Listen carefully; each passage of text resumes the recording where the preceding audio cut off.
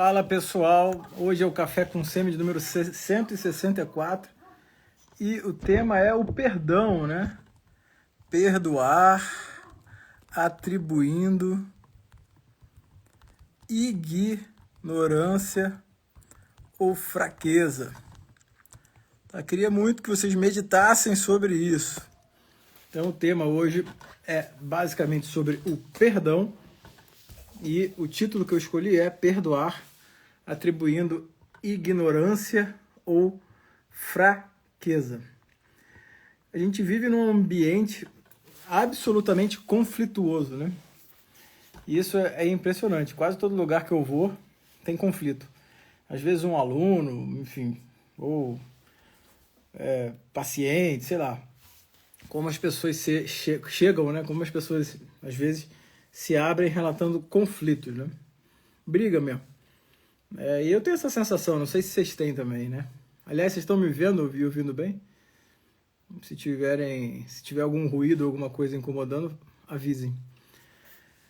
Mas é isso. Chama muita atenção a questão dos conflitos. E conflitos por coisas tão bobas, né? A maioria dos conflitos ali guiados pelo orgulho. Peraí, deixa eu arrumar uma posição boa. A maioria dos conflitos guiados em cima de orgulho, né? Soberba. E no final das contas, o que está no centro disso é a maturidade. Não tenho dúvida disso. Quanto mais maduro um homem, aí homem que eu digo, homem ou mulher, né? Homem com H, um ser humano. Quanto mais maduro um ser humano é, menos ele precisa de afeto e mais ele é capaz de dar afeto, né? E a Mac03, salve, primeira vez ao vivo. Porra, cara, 164 e é a primeira vez que você tá ao vivo, hein? Vou te falar, hein? Era pra eu até te tirar da live aqui. Mas tudo bem, pode ficar aí. Seja bem-vindo. Então, quanto mais maduro um sujeito vai ficando, ele deveria precisar menos do afeto do outro, né? E deveria ser capaz de dar mais afeto ao outro, né? E quanto mais imatura é uma pessoa, mais ela precisa de afeto e menos capaz ela é de dar afeto ao outro. A gente vê isso, né? A gente vê, por exemplo, que um adolescente, ele tem um rigor absoluto com os outros, né? Ele tem um rigor máximo com as pessoas, principalmente com os pais, e ele tem ali uma frouxidão imensa fora de casa, com as outras pessoas, né? Você vê que um adolescente, ele sabendo que os pais não vão abandoná-lo, lógico, ele dentro de casa, ele pode se tornar um purgante, né? Insuportável. De não fazer nada, bater porta, tratar todo mundo mal. E fora de casa é ali um doce, muitas vezes irreverente, muitas vezes a figuraça da turma, né? Isso é muito comum, né? E você vê que isso é uma imaturidade muito grande. A pessoa, na verdade, ela está louca buscando o afeto dos outros, né? Buscando ali a sensação de que agrada. Então, dentro de casa, que ela não precisa... ela já tem esse afeto, ela já sabe que tem, ela pode se soltar e liberar todos os seus caprichos, mas fora de casa, para conquistar esse afeto, ela adere aos caprichos, ela adere ali às exigências das patotas, né? A Lília falou, né? O mesmo acontece com os adultos, com certeza, né? Então, assim, aí que tá, esse é um comportamento que eu estou descrevendo que até 14 anos a gente entende, né? Passou de 14, 15, 16, já é para acabar. E um sujeito que entra na vida adulta, né, precisando do afeto alheio, ou seja, ele não conversa, ele não vive com base no que está acontecendo de fato, mas com base no que ele acha que as pessoas estão pensando sobre ele ou sobre ela, né, vira um sujeito absolutamente não confiável, né? Vira um sujeito absolutamente ali difícil de lidar. E normalmente são essas pessoas que entram em conflito. Quando a gente começa a ver muito conflito, né, a gente pode ter certeza que existe ali um coeficiente de imaturidade muito grande ali, né? Muito grande. O Yamek está falando que é a quarta camada. Existe uma tipificação, que são as 12 camadas da Pedro Guilherme. Existe ali uma tipificação, que são as 12 camadas da personalidade. E a quarta camada seria essa. As 12 camadas, elas mostram elas falam da evolução da personalidade ao longo do tempo, né? Então, um bebezinho, ele tá ali só querendo mamar, sei lá, uma criança, ela quer ganhar na força. Uma criança um pouquinho mais velha, ela já entende um pouco as regras, então ela abre mão de uma coisa para ter a outra, né? Até que chega na adolescência e o sujeito ele começa a se guiar pelos sentimentos que se despertam pelos outros e que são despertados nele através dos outros. Ele fica refém das próprias sensações, né? Ou seja, esse sujeito, quando ele é elogiado, ele é agradado, ele fica feliz, né? E pela mera ameaça de que alguém não gosta dele, parece que é ali que a casa desaba, né? Então são pessoas ali definitivamente escravas das próprias sensações, né? O problema é que essas pessoas que são escravas das sensações, né? Que elas vivem ali buscando o afeto, elas se tornam incapazes de dar afeto. É muito difícil você ficar buscando afeto o tempo todo e conseguir dar afeto o tempo todo, né? Normalmente é uma balança. Então o sujeito ele não consegue dar afeto porque ele fica buscando ali uma resposta afetuosa em tudo que ele faz. Ele não está exatamente preocupado se o que ele está fazendo está certo ou errado. Esse é o problema do adulto que entra com esse nível de maturidade, que passa a ser uma falha de caráter e um desvio moral. Ele não tem mais ali a busca pelo certo e pelo errado, ou melhor, ele nunca teve essa busca. Ele está buscando o afeto dos outros, né? E aí ele se torna incapaz de julgar o certo e o errado e vira uma pessoa extremamente perigosa e não confiável. Mas, tendo passado essa breve introdução, né, qual que é um ponto interessante em relação à maturidade, em relação ao perdão, né? Então, de cara, quando você começar a entrar em conflito, com qualquer pessoa, por qualquer motivo, pode ser uma questão absolutamente idiota de sala de aula, que acontece demais. Às vezes eu vejo adultos de 30, 35 anos, né, brigando por coisas absolutamente idiotas dentro de uma sala de aula. Enfim, quando você tiver esse movimento conflituoso seu, né, esse incômodo com o outro, né, ou pode ser o cara que buzinou na rua, pode ser o cara que, sei lá, tá tentando passar a perna, pode ser a pessoa que te tratou mal, com, sei lá, com falta de educação, ou qualquer coisa. Né? Qualquer coisa que aconteça com você que venha do outro, atribua ignorância ou fraqueza. Tá? Esse movimento é extremamente interessante. Então você está no seu dia a dia, você está buscando o que é certo, você já está tentando superar essa luta aí por só buscar a aprovação do outro. Né? Você já está ali amadurecendo. Né? E a profissão normalmente é um excelente canal de amadurecimento. Através da profissão você amadurece, aprende um ofício, começa a trabalhar, começa a viver e você começa também ainda a se incomodar com as pessoas, né? Então, atribua ignorância ou fraqueza. É muito simples, né? Estude você, né? Se aprimore, estude comportamento, né? Estude ali literatura, ganhe substância, ganhe conteúdo, né? Melhor dizendo, né? Se fortaleça para conhecer um pouco de como as pessoas funcionam, para conhecer um pouco de como as pessoas reagem. E pensa, às vezes essa pessoa está fazendo isso por ignorância, tá? E eu sei mais do que ela. Porque se você sabe mais do que ela, já existe ali uma assimetria.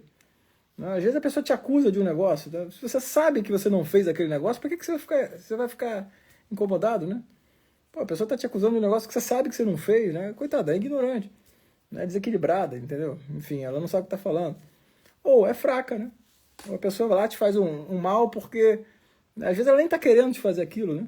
Às vezes a pessoa te faz um mal, te ofende, te faz sei lá, te faz você perder alguma coisa, ela nem quer aquilo de verdade.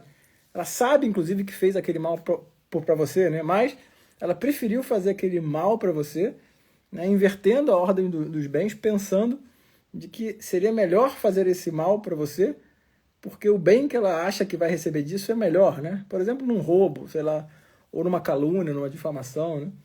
Ela acha que isso pode fazer algum bem para ela, que seja ali um bem momentâneo de ser o centro das atenções de uma roda de fofoca, né? Então, atribua fraqueza, uma pessoa fraca, né?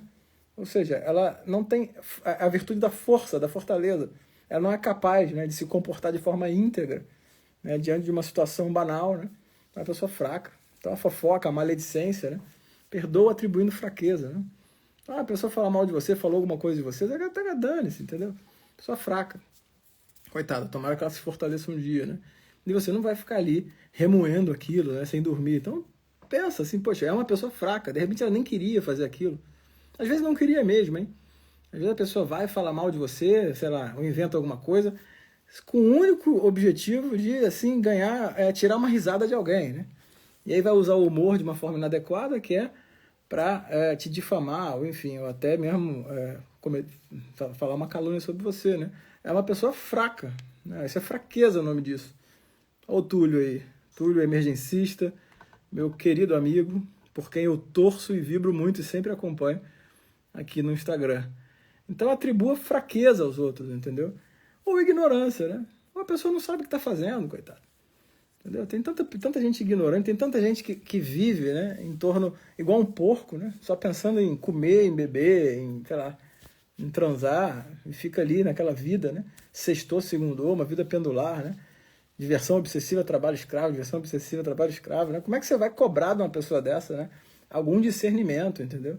Então, de certa maneira, o que a gente tem que fazer é manter um afastamento gentil, né, de patotas, né? Não tem outro jeito.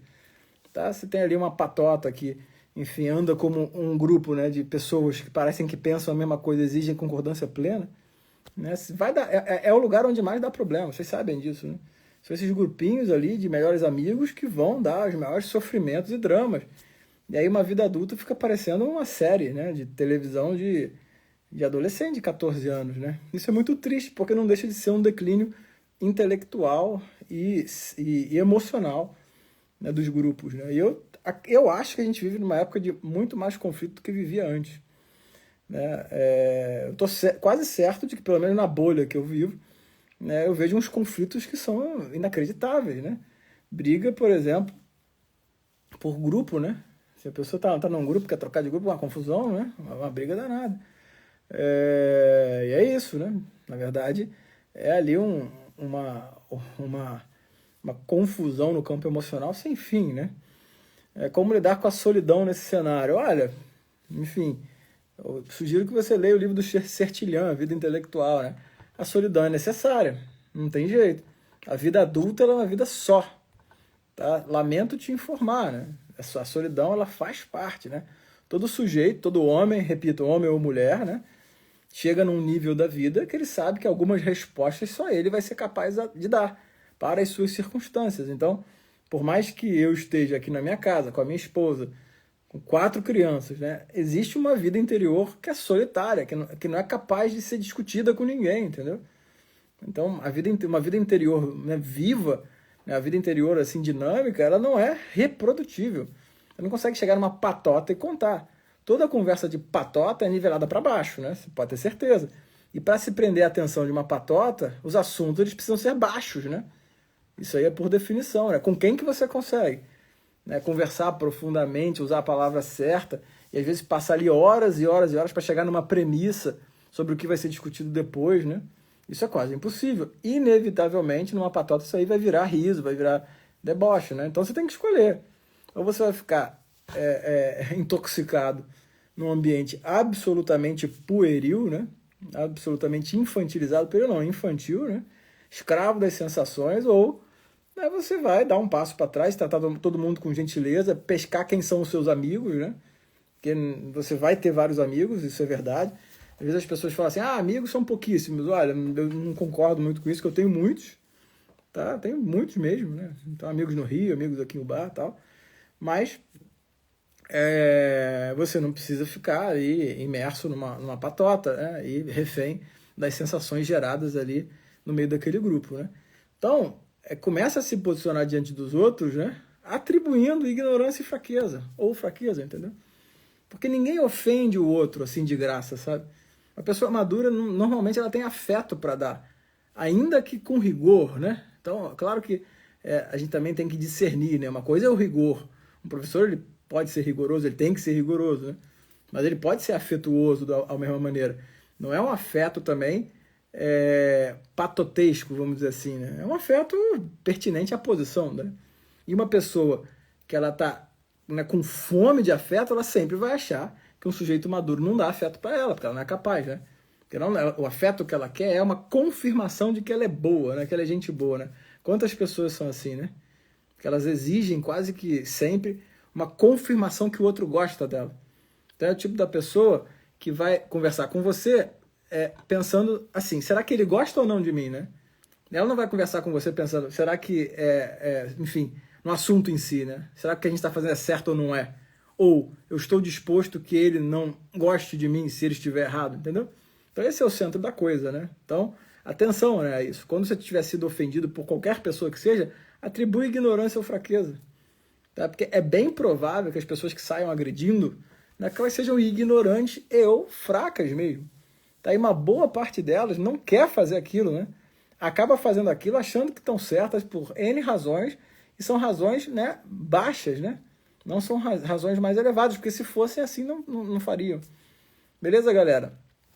Convido que vocês, aliás, bebam uma água aí, que vai ter uma outra live aqui com o João e com o Fábio, dois amigos, sobre a morte, né? Então vai ser uma live extremamente profunda. Sugiro que vocês fiquem aí. Vai começar às 9 horas.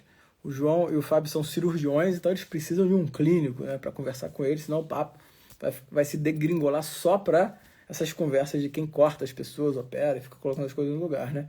Também convido vocês a entrarem no link que está na minha bio para verem o conteúdo da comunidade de Medicina Intuitiva.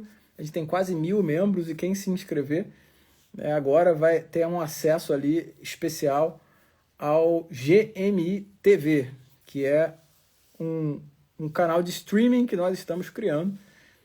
Já temos 2 documentários, né? Um já foi mostrado, vai ter um outro agora, e amanhã terá uma nova gravação inédita que eu não vou revelar. Conheci o Guilherme Tafuri, um grande amigo. O Guilherme é um amigão, um excelente médico, nefrologista e amante do ultrassom à beira-leito. Já que a Patrícia Monteiro entrou, eu vou sair, porque ela é muito chata. Valeu, galera. Até daqui a 13 minutos. Até.